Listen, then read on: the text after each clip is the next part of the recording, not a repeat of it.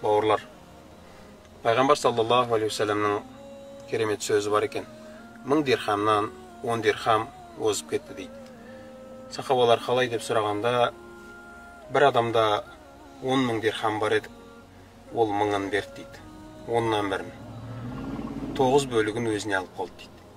Бір адамда қолында 10 дирхам бар еді, осы 10 дирхам барын садақа қылды дейді. Және бауырлар, Пайғамбар саллаллаху алейхи вассаламның тәрбиесін көрген сахабалар радаллаху анхум, олар берген садақаларының мөлшеріне, яғни аз көптігіне қарамаған, олар оны кім үшін жасап жатыр, сол нәрсеге қаттырақ мән берген.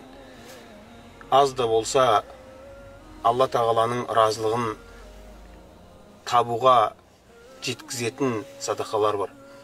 Бәлкім көп болса да Алланың разылығына жеткізбейтін садақалар да болуы мүмкін, Алла сақтасын.